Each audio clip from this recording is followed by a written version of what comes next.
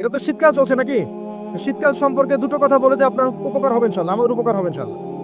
একটা হাদিসে আসছে শীতকালটা হচ্ছে মুমিনদের জন্য গনিমত। মুমিনদের জন্য কি গনিমত? মানে হচ্ছে একটা সম্পদ, যে সম্পদটা যুদ্ধ করে লব্ধ করতে হয়, কিন্তু এখানে কোনো যুদ্ধের প্রয়োজনই হচ্ছে না। গনিমত, উপহার, গিফট। কিরকম? শীতকালে রাতটা হয় লম্বা, রাতি হয় লম্বা, হয় না? এতে করে সারা রাত আপনি অনেক ইবাদত করতে পারবেন। আর দিনটা হয় ছোট, দিনটা ছোট হয় না? এতে করে আপনি দিনের বেলা সম বরুহে রাখতে পারবেন। শীতকাল আসলেই সাহাবীরা বলতেন আহলান সাহলান, শীতকালকে বলতেন আহলান সাহলান। শীতকাল তুমি এসেছো, আলহামদুলিল্লাহ। এখন রাত্রেবেলা এই কোরআনওয়ালারা তোমরা উঠে যাও এবং কোরআন তেলাওয়াত করতে থাকো, এবং দিনের বেলা তোমরা সওম পালন করতে থাকো, আলহামদুলিল্লাহ। শীতের রাতটা কাজে লাগাতে পারি না আমরা? রাতের একটা অংশ ঘুমিয়ে যাবেন, শেষ অংশে উঠে তাহাজ্জুদ পড়বেন এবং কোরআন তেলাওয়াত করবেন এবং আল্লাহর কাছে হাত তুলে দোয়া করবেন। ইনশাআল্লাহ শেষ অংশে, রাতের শেষ অংশে আপনি যে দোয়াই করবেন, আপনার রিজিক যদি হালাল হয় ইনশাআল্লাহ কবুল হয়ে যাবে। শীতকালকে কাজে লাগা। আবার দিনটা হয় ছোট, তাই দিনের বেলা আপনি সওম বা রোজা রাখতে পারবেন। আল্লাহ পাক তৌফিক দান করুন। শীতকাল সম্পর্কে একটা এরকম বর্ণনা আছে, যখন কঠিন শীত আসবে তখন ওই শীতটা থেকে একটু আশ্রয় প্রার্থনা করতে হয় আল্লাহর কাছে, আল্লাহ এই কঠিন শীত থেকে আমাকে বাঁচাও। কারণ কি জানেন? কারণ হচ্ছে জাহান্নাম বছরে 2টা নিঃশ্বাস ছাড়ে। কয়টা নিঃশ্বাস? একটা নিঃশ্বাস গ্রীষ্মকালে যখন প্রচন্ড দাবদাহ চলে, ওইটা হচ্ছে জাহান্নামের নিঃশ্বাসের ফসল। ওই প্রভাবে পৃথিবীতে এরকম দাবদাহ চলে। এই সায়েন্স বিশ্বাস করবে? করবে না। ওর বিশ্বাসের আমার যায় আসে না। আল্লাহ পাক বলেছেন সত্য, রাসূল বলেছেন সত্য। আরেকটা হচ্ছে শীতকালে যখন প্রচন্ড ঠান্ডা, তখন শীতকালে জাহান্নামের এমন একটা জায়গা আছে যেটা কিন্তু শীতল জায়গা। জাহান্নামের পুরো জায়গাটাই কিন্তু আগুন নয়, এমনও জায়গা আছে যেটা কি খুব শীতল। ওই শীতল অংশ শ্বাস ছাড়লে এই যে পৃথিবীতে সেই শীতের একটা প্রভাব চলে আসে, প্রচন্ড ঠান্ডার শৈত্যপ্রবাহ চলে আসে।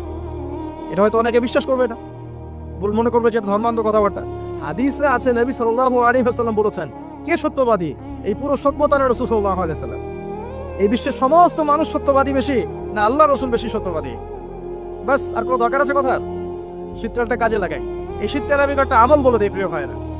শীতকালে নবী সাল্লাল্লাহু আলাইহি ওয়াসাল্লাম এই যে তাহাজ্জুদ পড়তে উৎসাহিত করেছেন, সওম রাখতে উৎসাহিত করেছেন এবং সাহাবীরা কোরআন তেলাওয়াত করতে উৎসাহিত করেছেন। একটা হাদিস আছে, তিনটা কাজ মানুষের গুনার একটা বড় বড় অংশকে মিটিয়ে দিবে। এক নম্বর কাজ হচ্ছে সংকটকালীন অবস্থায় দান। মানে আপনার দান করার এখন সামর্থ্য খুব কম, টাকা পয়সা টানা হেসরা আছে, এখন আপনি দান করছেন, এই দানের বিনিময়ে আল্লাহ পাক গুনাহ আপনার মাফ করে দিবেন। 2 নম্বরটা হচ্ছে যে কঠিন গরম পড়েছে, এই গরমের দিনে আপনি রোজা রেখেছেন, তৃষ্ণার্ত থেকেছেন, এই গরমে রোজা রাখার কারণে আপনার গুনাহ মাফ হয়ে যাবে। একটা কাজ হচ্ছে প্রচন্ড শীতকাল, এই যে এখন শীতকাল পড়ছে, এই শীতকালে আপনি ঠান্ডা পানিতে অজু করছেন কষ্ট করে, এই অজুর বদলতে আপনার গুনাহগুলো মাফ হয়ে যাবে। 3টা কাজ শীতকালে পাওয়া যাচ্ছে না? 3 নম্বর কাজটা শীতকালে পাওয়া যাচ্ছে না, যে শীতের সময় পূর্ণাঙ্গ রূপে অজু করলে আপনার গুনাহগুলো মাফ হয়ে যাবে। শীতকালে মাশাআল্লাহ আমাদের ওয়াজ মাহফিলগুলো হবে, ওয়াজ মাহফিলগুলোতে অ্যাটেন্ড করবেন, ঈমান রিচার্জ করবেন, রাতের বেলা তাহাজ্জুদ পড়বেন ইনশাআল্লাহ। তাড়াতাড়ি ঘুমিয়ে যাবেন যাতে করে শেষ রাতে আপনি উঠতে পারেন। রাতটা লম্বা হবে, একটা অংশে কোরআন তেলাওয়াত করবেন, একটা অংশে দোয়া করবেন ইনশাআল্লাহ তাআলা। আল্লাহ পাক দুনিয়া আখিরাতের যত হাজত আপনার পূর্ণ করে দিবেন ইনশাআল্লাহ। আর দিনের বেলা সম্ভব হলে সওম রাখবেন। আরেকটা কাজ আমাদের করা উচিত, এটা আমি মাহফিলের মাধ্যমে অ্যানাউন্স করছি। আমাদের উচিত শীতকালে আশপাশে যে দরিদ্র শীতার্থ মানুষগুলো আছে, স্পেশালি গ্রামাঞ্চলে, দেশের উত্তরাঞ্চলে কিন্তু প্রচুর শীত পড়ে, এরকম বিভিন্ন অঞ্চলে কিন্তু প্রচুর শীতার্থ মানুষ আছেন। এই শীতার্থ মানুষদের জন্য সামর্থ্যবানদের উচিত হবে শীত বস্ত্রের ব্যবস্থা করা। কম্বল হোক, অন্যান্য গরম কাপড় হোক, এগুলোর ব্যবস্থা করে বিভিন্ন ফাউন্ডেশন বা সংগঠন বা পলিটিক্যাল অ্যাসোসিয়েশন বা মসজিদ মাদ্রাসা এগুলোর উদ্যোগে এই শীতবস্ত্রগুলো মানুষের মাঝে বিতরণ করার চেষ্টা করতে হবে ইনশাআল্লাহ। করা যাবে না ইনশাআল্লাহ? আমরাও নিয়াত করছি ইনশাআল্লাহ এই শীতে আমরা পুরো বাংলাদেশ ব্যাপী আমাদের সামর্থ্য অনুযায়ী মানুষের সাদাকাগুলোকে কালেক্ট করে আমরা শীতবস্ত্র বিতরণ করবো ইনশাআল্লাহ তাআলা। এবং আমরা রিকোয়েস্ট করবো আপনাদের দানের হাতটাকে প্রশস্ত করতে। তবে মনে রাখবেন, কখনো যদি দেখেন যে আমার নামে বা আমাদের ফেসবুক আইডি ইউজ করে, পোস্টকে ইউজ করে কেউ দান সদকা চাচ্ছে, এনশিওর না হওয়া পর্যন্ত কেউ দান করবেন না। এরকম প্রচুর প্রতারক ফ্রড বের হয়েছে যারা আমাদের নাম ইউজ করে কিন্তু মানুষের কাছে টাকা পয়সা চাওয়ার চেষ্টা করছে। আমি কখনো মানুষের সামনে এভাবে কোনো প্রজেক্টের জন্য টাকা পয়সা চাই না। যদি চাই এইভাবে জনসমক্ষে এসে বলবো যে এই প্রজেক্টের জন্য চাচ্ছি। এখন যেটা বললাম, ইনশাআল্লাহ শীতকালে আমরা শীতবস্ত্র বিতরণ করব। যার যার সামর্থ্য আছে আমাদের অফিসিয়াল পেজে আমাদের সব নাম্বারগুলো, অ্যাকাউন্ট নাম্বারগুলো দেওয়া হবে, সেখানে আপনারা পাঠাবেন, আমরা বিতরণ করবো ইনশাআল্লাহ। এবং সেটা সম্পূর্ণ আমার নিজের তত্ত্বাবধানে চলবে ইনশাআল্লাহ তাআলা। এখন এই কাজগুলো শুধু আমরা করবো না, আপনারাও করবেন। বিভিন্ন সংগঠন থেকে করবেন, আপনাদের মসজিদ থেকে করবেন, মাদ্রাসা থেকে করবেন, পলিটিক্যাল অ্যাসোসিয়েশন থেকে করবেন, ধর্মীয় সংগঠনগুলো থেকে করবেন। এতে করে কি হবে জানেন? নবী সাল্লাল্লাহু আলাইহি ওয়াসাল্লাম বলেছেন, আপনি যদি কোনো বান্দা যদি অন্য মুসলিম ভাইয়ের কোনো হাজত প্রয়োজন পূরণ করে দেয়, আল্লাহ রাব্বুল আলামিন কিয়ামতের মাঠে তার হাজত পূরণ করে দেবে ইনশাআল্লাহ। অন্য বর্ণনা আছে দুনিয়া এবং আখিরাতে আল্লাহ পাক তার হাজত পূরণ করে দেবে ইনশাআল্লাহ। একটা হাদিসে এসেছে, একজন বান্দা যতক্ষণ মুসলিম ভাইয়ের প্রয়োজন পূরণ করে, আল্লাহ রাব্বুল আলামিন ততক্ষণ পর্যন্ত তার প্রয়োজন পূরণ করে থাকেন। অতএব অন্যের মুখে হাসি ফোটানোর নিমিত্তে এই শীতার্থ মানুষগুলোর পাশে আমাদের দাঁড়ানো উচিত। আল্লাহ পাক আমাদেরকে তৌফিক দেন। শীতকালে এই কাজগুলো করবেন। আর শীতকালে কিন্তু কিছু কিছু নোংরামি কাজ হয়, এই কাজগুলোও বর্জন করতে হবে। পারবো না ইনশাআল্লাহ? এক নম্বর নোংরামিটা হচ্ছে, শীতকালে দেখবেন এমন কিছু অনুষ্ঠানের আয়োজন করা হয় যেগুলোতে অপসংস্কৃতির বাদ্যযন্ত্র বাজতে থাকে। স্পেশালি দেখবেন গ্রামে গঞ্জে কিছু কিছু পিকনিক আয়োজন করে, এগুলোতে দেখবেন এমন গান বাজনা বাজায়, ডিজে গান বাজায় যে মানুষের সারা রাত ঘুম হারাম হয়ে গেছে। হয় না এরকম? এরকম হয়। ঐতিহ্য রক্ষা করতে সমস্যা নাই। শীতকালে আমাদের এখানে পিঠার উৎসব হতো না? তারপরে আমাদের এই যে একটা নবান্ন উৎসব হতো না? একটা দেশীয় লোকজ ঐতিহ্য থাকে, সেগুলো পালন করতে সমস্যা নেই, যতক্ষণ পর্যন্ত সেগুলোর মধ্যে কোনো শিরক বেদাত বা হারাম না ঢুকছে। এগুলো পালন করতে সমস্যা নেই। কিন্তু আপনি পিকনিক করবেন, এখানে দেদার্স মিউজিক প্লে করবেন, ডিজে বাজাবেন, মানুষের ঘুম নষ্ট করবেন, হারাম করবেন, এটা কি ইসলাম জায়েজ করেছে নাকি? এই কাজগুলো শীতে বেশি হয়, সতর্ক থাকবেন। শীতে আবার দেখি আমরা অনেকেই কি করি, ব্যাডমিন্টন খেলেন, তাই না? সরকারি লাইন থেকে একদম মাশাআল্লাহ ইলেকট্রিক লাইন নিয়ে। যদি খেলতে হয় নিজের বাড়ির লাইন থেকে খেলবেন, নিজের বাসা থেকে লাইন দিয়ে খেলবেন। খেলেন, আমি উৎসাহিত করছি, কারণ এটা আপনার ফিজিক্যাল স্ট্যামিনার বাড়াবে, অ্যাটলিস্ট আপনার শরীর চর্চা হবে। ঠিক আছে, আপনার শরীর চর্চার দরকার আছে। এই কাজগুলো মোবাইলের সামনে বসে বসে সময় নষ্ট করার চেয়ে অনেক ভালো আছে। ঠিক আছে, কিন্তু আপনি চুরি করে লাইন নেবেন না কারো কাছ থেকে। তারপর শীতকালে দেখবেন কি হয়, বেশি বেশি মাদকের আসর বসে শীতকালে। ঠান্ডা তো, শীতকালে বেশি বেশি মাদক দ্রব্যের আসর বসে, খেয়াল করে দেখেন। এগুলো থেকে আমাদের যুব সমাজকে বাঁচাতে হবে। শীতকালে জেনা বেড়ে যায়, কিন্তু শীতকালে দেখবেন জেনা বেড়ে যায়, এটা একটা অ্যাডাল্ট ওয়ার্ড, কিন্তু আপনি বুঝবেন শীতকালে এগুলো বেড়ে যায়। আল্লাহ পাক এই যুব সমাজকে জেনা থেকে বাঁচিয়ে রাখুন। শীতকালে দেখবেন কনসার্ট বাড়ে, কিছু কনসার্ট বাড়ে না, এবং মিউজিক্যাল কনসার্ট বাড়ে। দেখবেন মানুষ স্টেজে উঠে একদম কি লাফালাফি শুরু করে, কি মিউজিকগুলো প্লে করে, মানুষ উন্মাদনের মধ্যে রেখে দেয়, এবং হাজারে না লক্ষ লক্ষ যুবক সেই কনসার্টগুলোতে যায়। এগুলো থেকে বেঁচে থাকবেন, বরং প্রয়োজনে ওয়াজ মাহফিলগুলোতে এসে ইমানকে রিচার্জ করেন। আল্লাহ পাক তৌফিক এনায়েত করুন। আমরা শীতকালটাকে মূল্যায়ন করি, হায়াতটাকে মূল্যায়ন করি। ইনশাআল্লাহ তাআলা এই শীত আমাদের জীবনে বরকত নিয়ে আসবে ইনশাআল্লাহ। এবং আল্লাহ রাব্বুল আলামিন এর ওসিলে আমাদের গুনাহগুলো মাফ করবেন, বেশি বেশি নেক আমলের তৌফিক দিবেন, যাতে করে পরকালটা সুন্দর হয় ইনশাআল্লাহ। আল্লাহ রাব্বুল আলামিন সবাইকে তৌফিক এনায়েত করুন, আমিন। প্রিয় ভাইরা, এভাবে আপনি রাতটা পার করলেন, দিনের বেলা এবার সকালে ঘুম থেকে উঠলেন, উঠে আপনি কি করবেন? নিজের মন গড়া পদ্ধতিতে উঠে বাথরুমে চলে যাবেন, নাকি একটু দোয়া কালাম পড়বেন? উঠে দোয়া পড়বেন, আলহামদুলিল্লাহিল্লাযী আহইয়ানা বা'দা মা আমাতানা ওয়া ইলাইহিন নুশুর। তারপর যাবেন আপনি বাথরুম গিয়ে, আগে কোন পা ঢুকাবেন? ডান পা বাম পা? আগে বাম পা। বিসমিল্লাহ বলে ঢুকিয়ে আল্লাহুম্মা ইন্নী আউযু বিকা মিনাল খুবসি ওয়াল খাবাইস ইস্তেনজা করেন। যতক্ষণ ইস্তেনজা করছেন আপনি ইবাদতের মধ্যে আছেন ইনশাআল্লাহ। এবার বের হলেন, গোফরানাকে বলে বের ওযু করবেন। প্রথমে বিসমিল্লাহ, ওযু ধীর স্থির ভাবে করবেন। আরো যে বললাম, খুব বেশি পানি ইউজ করার দরকার নাই, পানির স্পিডটা কম রাখবেন, পানি অপচয় করবেন না। দেখেন, ওযু যদি বিশুদ্ধ না হয়, নামাজ কি বিশুদ্ধ হবে? ওযুতে যদি আপনি এক বালতি পানি শেষ করেন তাহলে তো হলো না কিছু। ওযুতে পরিমাণ মতো পানি ইউজ করেন, তারপরে ওযু শেষে কালিমা শাহাদা পড়লে আপনার জন্য জান্নাতের দরজাগুলো খুলে যাবে ইনশাআল্লাহ। এবার মিসওয়াক করলেন, ওযু শেষে, ওযুতেও মিসওয়াক করতে পারেন, শেষে করতে পারেন। এবার আপনি পায়ে হেঁটে হেঁটে নামাজে যাচ্ছেন। নামাজে যাওয়ার সময় বাসা থেকে বের হবেন, এমনি এমনি বের হবেন না দোয়া পড়বেন? কোন দোয়া পড়বেন? আল্লাহি ওয়ালা হাওলা ওয়ালা কুওয়াতা ইল্লা বিল্লাহ। বাস, বের হওয়ার সাথে সাথেই একজন ফেরেশতা আপনার সাথে চলে আসবে ইনশাআল্লাহ, শয়তান দূরে চলে যাবে। এবার পায়ে হেঁটে হেঁটে আপনি মসজিদ যাচ্ছেন, প্রত্যেক পদক্ষেপে হাঁটছেন, একটা করে পা ফেলছেন, একটা গুনাহ মাফ, একটা করে পা ফেলছেন, একটা নেকি লেখা হচ্ছে। আর কি চাই বলেন? আল্লাহ পাক রহমত দিচ্ছেন, মর্যাদা বাড়াচ্ছেন। এই সময় একটা দোয়া পড়তে পারেন, আমি শিখিয়ে দিই। এই দোয়াগুলো সব হিসনুল মুসলিম বইয়ের মধ্যে আছে। প্রিয় ভাই, সবগুলো দোয়া মুখস্থ করে ফেলেন। সারা জীবনে কত কিছু মুখস্থ করলেন, আমি ফখর করছি না, কিন্তু আমি বিশ্বাস করেন, এই মুহূর্তে যদি বাংলাদেশের সব দোয়ার বইও না থাকে, মুখস্থ একটা পুরা হিসনুল মুসলিম লিখে দিতে পারবেন ইনশাআল্লাহ। পুরা বইটা মুখস্থ করে ফেলবেন ইনশাআল্লাহ, পারা যাবে না? যদি ইসলাম তো এমনই, পৃথিবীতে যদি কোনো কোরআনের কপিজ এখন না থাকে, এরকম কপিজ, এরকম লক্ষ লক্ষ হাফেজ, কোটি কোটি হাফেজে কোরআন আছেন, আগামীকাল হওয়ার আগেই, সূর্য ওঠার আগেই কোরআন লেখা শেষ হয়ে যাবে। হবে না? মুখস্থ করে ফেলবেন, সবকিছু অ্যাপসে নির্ভর হবেন না। বইয়ে নির্ভর হবেন না, নিজের জেহেনে নিয়ে নেবেন ইনশাআল্লাহ। এরপরে আপনি চলার পথে পড়বেন আল্লাহুম্মা ইজআল ফি কলবি নূরা ওয়া ফি লিসানি নূরা ওয়া ফি সামঈ নূরা ওয়া ফি বাসারি নূরা ওয়া আন ইয়ামিনি নূরান ওয়া আন শিমালি নূরান ওয়া মিন ফাওকি নূরা ওয়া মিন তাহতি নূরা আল্লাহুম্মা ইজআল ফি নাফসি নূরা। এই দোয়াটা পড়তে পারেন। এতে করে আল্লাহ পাক আপনাকে নূর দিবে। কি দিবে? নূর বা আলো দিবে ইনশাআল্লাহ। এই নূর আপনার জীবনেও লাগবে, কবরেও লাগবে ইনশাআল্লাহ। এবার নামাজে গেলেন, মসজিদে ঢুকবেন, এমনি এমনি না দোয়া আছে, ডান পা দিয়ে ঢুকবেন, দোয়া পড়বেন বিসমিল্লাহ ওয়াসসালাতু ওয়াসসালামু আলা রাসূলিল্লাহ আল্লাহুম্মা ইফতাহ লি আবওয়াব রাহমাতিক। একটা দোয়া আছে আউযু বিল্লাহিল আযীম ওয়া বিওয়াজহিল কারীম ওয়া সুলতানিল কাদীম মিনাশ শাইতানির রাজীম। এটাও পড়তে পারেন। ব্যাস এই দোয়া পড়লে শয়তান থেকে আপনি নিরাপদে থাকবেন। নামাজে দাঁড়ালেন, এই যে ফজর পড়বেন, যোহর, আসর, মাগরিব, এশা 5 ওয়াক্তের নামাজ পড়বো না, প্রত্যেক ওয়াক্তের জন্য একটাই নসিহত, সেটা হলো নামাজের বাহ্যিকতা গুরুত্বপূর্ণ, কিন্তু বাহ্যিকতার চাইতে বেশি গুরুত্বপূর্ণ হচ্ছে নামাজের আধ্যাত্মিকতা, নামাজের হার্ট, মানে মারিফত, ইহসান, খুশু, এগুলো বেশি ইম্পর্টেন্ট। আল্লাহ রাব্বুল আলামিন সূরা হাশরের 7 নম্বর আয়াতে বলছেন বা'দা আউযু বিল্লাহি মিনাশ শাইতানির রাজীম ওয়া মা আতাকুমুর রাসূলু ফাখুযুহু। রাসূলুল্লাহ সাল্লাল্লাহু আলাইহি ওয়াসাল্লাম তোমাদেরকে যা দিয়েছেন, মানে যা দিয়েছেন, যত কিছু দিয়েছেন, ফাখুযুহু সেটাকে গ্রহণ করো, সেটা রিসিভ করো, গ্রহণ করে নাও। ওয়া মা নাহাকুম আনহু ফান্তাহু। রাসূলুল্লাহ সাল্লাল্লাহু আলাইহি ওয়াসাল্লাম তোমাদেরকে যা থেকে নিষেধ করেছেন বিরত থাকো। তার মানে রাসূলুল্লাহ সাল্লাল্লাহু আলাইহি ওয়াসাল্লামের সুন্নাহ মোতাবেক জীবন গড়ো, তাহলে ইনশাআল্লাহ তাআলা সফল হওয়া যাবে। কথা ঠিক কিনা? এখন রাসূলের এই সুন্নাহ কি শুধুমাত্র শরীরের উপরে থাকবে? শুধুমাত্র কি নামাজের মধ্যেই থাকবে? শুধুমাত্র জিকির আজগার তাসবিহ তাহলিলের মধ্যেই থাকবে?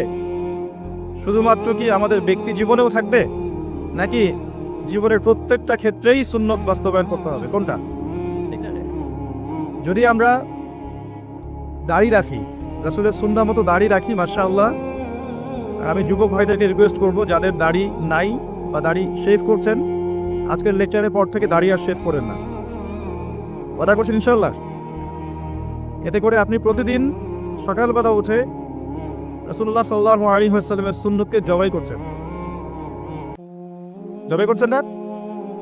ধারালো অস্ত্র দিয়ে আপনি প্রত্যেকদিন সকালে উঠে রাসূলের সুন্নতটাকে কি করছেন? জবাই করছেন। কাজটা ভালো হবে কি? একটু আগে বললাম রাসূলের নাম শুনে যদি দরুদ না পড়ে তাহলেই নবীজি বলছেন তার জন্য ধ্বংস হোক। জিবরাইল আলাইহিস সালাম এসে এই কথা বলেছেন, নবী সাল্লাল্লাহু আলাইহি ওয়াসাল্লাম বলছেন আমিন, দোয়া করছেন আমিন, মানে এটা একটা বদদোয়া। এটা কি ভালো দোয়া? বদদোয়া। তো দাড়িটা ছেড়ে দেই ইনশাআল্লাহ, আল্লাহ পাক তৌফিক দান করুন। টাকনুর নিচে কাপড় পরা যাবে? টাকনুর উপরে কাপড় তুলবো ইনশাআল্লাহ। চুল কাটছেন যুবক ভাইরা, তো চুল কাটার সময় মেসি আর নেইমার স্টাইল কেন? রাসূলুল্লাহ সাল্লাল্লাহু আলাইহি ওয়াসাল্লামের সুন্নত বাবরি চুল নাই, রাখা যাবে? একটা হাদিসে আছে যার চুল আছে সে যেন চুলের যত্ন নেয়। যার চুল আছে কি করে? সে যেন চুলের যত্ন নেয়। চুল চলে গেলে তো আর যত্ন নেওয়া যাবে? যাদের নাই তারা কি বাবরি রাখতে পারবে? যাদের আছে সুন্নত বাবরি রাখা যাবে না ইনশাআল্লাহ? আচ্ছা, সবসময় এটা বাধ্যতামূলক নয় আপনার জন্য, কিন্তু যদি সুযোগ থাকে আপনি রাখতে পারেন। ওই সুন্নত না রেখে যদি আপনি এখন তেলাপোকা ছাড় দেন তাহলে তো সমস্যা। তেলাপোকা ছাড় কি? হাদিসে একটা শব্দ আছে কুজা করা। এটা মানে কি? মাঝখানে চুল থাকে এইভাবে লম্বা আর দুই পাশ ফাঁকা, এই চুল কাটাটাকে হাদিসে নিষেধ করা হয়েছে। এটা কি জানতেন? আপনারা জানেন না, আমি জানি। এভাবে চুল কাটাটাকে হাদিসে কি করা হয়েছে? নিষেধ করা হয়েছে। আর রাসূলুল্লাহ সাল্লাল্লাহু আলাইহি ওয়াসাল্লাম সবসময় একটা কথা বলতেন, তোমরা ইহুদি খ্রিস্টানদের বিরোধিতা করবে। তোমরা ইহুদি এবং খ্রিস্টানদের কি করবে? বিরোধিতা করবে। তারা মুশরিকরা কি করে? মুশরিকরা দাড়ি ছেটে ফেলে, তোমরা দাড়ি ছেড়ে দিবে। আর তারা গোফ লম্বা করে, তোমরা গোফ ছেটে ফেলবে। সবসময় আমাদেরকে উৎসাহিত করা হয়েছে বিধর্মীদের সংস্কৃতির বিপরীত করার জন্য। আর আজকে আমরা কি করছি? ইচ্ছায় হোক আর অনিচ্ছায় হোক, জেনে হোক আর না জেনে হোক, আমরা কিন্তু বিধর্মীদের আদর্শ এবং কালচারগুলো ফলো করছি না ভাই? পোশাক আশাক, দেহের গঠন, চলাফেরা, কথাবার্তা, জীবনের লাইফস্টাইল, রুটিন, এগুলো কি মুসলিমদের মতো হচ্ছে না অমুসলিমদের মতো হচ্ছে? কোন মুসলিম যুবক কি ফজরের আজান শুনে নামাজ না পড়ে ঘুমাতে পারে? আবার দুপুর 12টায় ঘুম থেকে উঠতে পারে? দুপুর 2টায় নাস্তা করতে পারে? বিকেল সময়টা গার্লফ্রেন্ডের সাথে ঘুরতে পারে? আর সন্ধ্যাবেলায় বন্ধুদের সাথে আড্ডাবাজি করে জুয়া খেলে বারের সময় কাটিয়ে রাত্রে আবার এসে ইন্টারনেট চালাতে চালাতে 3টা 4টা 5টা বাজে তখন ঘুমিয়ে যায়। এই হচ্ছে এখনকার যুব সমাজের আদর্শ।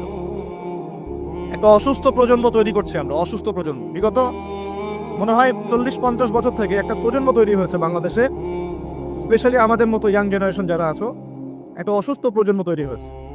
বাবাকে সালাম দিতে এদের লজ্জাবোধ হয়, ঘরে ঢুকে মাকে সালাম দিবে লজ্জা পায়, বাসা থেকে বের হওয়ার সময় দোয়া পরে বের হবে মনে থাকে, চুলটা কাটবে রাসূল সাল্লাল্লাহু আলাইহি ওয়াসাল্লাম মতো না, ওদের আদর্শ নেই। ড্রেস আপ, এটা পোশাক আশাক হবে ইসলামিক লেবাস, ওদের লজ্জা লাগে, মনে হয় যেগুলো এই যুগে মনে চলেন, যদি ঢিলাঢালা পোশাক পরি তাহলে আমি পিছিয়ে পড়ব, এটা মনে হয়। তারপরে দেখা যায় পাপকে তারা খুব একটা পাপ মনে করে না, জেনা ওদের কাছে পাপ নয়, প্রিমিক্সিং ওদের কাছে কোনো পাপ নয়, ছেলে মেয়ের অবাধ মেলামেশা ওদের কাছে কোনো পাপ মনে হয় না, এটা স্বাভাবিক মনে হয়। গার্লফ্রেন্ড বয়ফ্রেন্ড কালচার ওদের কাছে স্বাভাবিক মনে হয়। মাদকদ্রব্য অলমোস্ট এভরিবডি ওই প্রজন্মের মাদক, সিগারেট, গাঁজা, ইয়াবা, ফেন্সিডিল এগুলোর সাথে সম্পৃক্ত। ম্যাক্সিমাই পর্নোগ্রাফির সাথে সম্পৃক্ত। প্রকাশ্য গোপনে মোবাইলে, ইন্টারনেটে, বাসায়, ল্যাপটপে সবাই পর্ন দেখছে বসে বসে। হ্যাঁ, রাত্রে পর্ন দেখে সকালে নামাজ পড়তে আসে। তারপরে অপসংস্কৃতি, বিভিন্ন কনসার্ট এদেরকে পাবেন আপনি, বিভিন্ন এই যে পিকনিক এর মৌসুম চলছে এখন, উচ্চস্বরে গান বাজনা বাজাবে, হ্যাঁ ওখানে মাদকদ্রব্য সেবন করবে, সারা রাত জাগবে, ওখানে পাবেন আপনি এদেরকে। রাত 3টা 4টায় অ্যালার্ম দিয়ে থাকে, আর্জেন্টিনা আর ব্রাজিলের খেলা আছে এই জন্য তাহাজ্জুদ উঠতে পারে না।